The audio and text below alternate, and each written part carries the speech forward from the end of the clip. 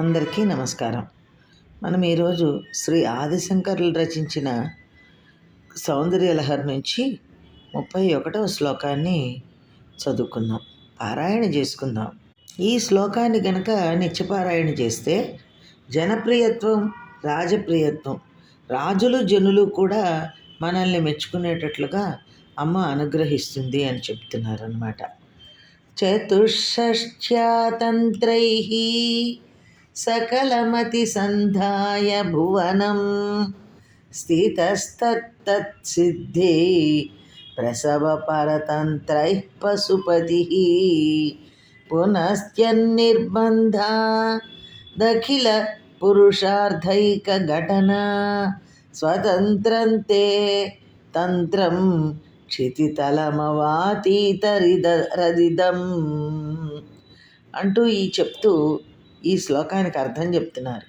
తల్లి జగజ్జనని పశుపతి అయిన శివుడు జీవులను తృప్తిపరచుటకై వివిధ విధాన ప్రక్రియలతో రకరకముల ఫలితములనిచ్చు 64 రకముల తంత్రములను ఈ లోకమునికి ఇచ్చి జీవులను వ్యామోహములలో చిక్కుకొనున్నట్లు చేయగా, ఆ విధముగా మోహమునందు పడకుండుటకు బిడ్డలైన జీవుల యందు వాత్సల్యముతో నీవు నీ భర్త అయిన శివుని ప్రేమతో నిర్బంధ పెట్టగా, పరమ పురుషార్థప్రదమైన నీదైన శ్రీ విద్యాతంత్రమును ఈ భూలోకవాసులకు ప్రసాదింపచేశాను.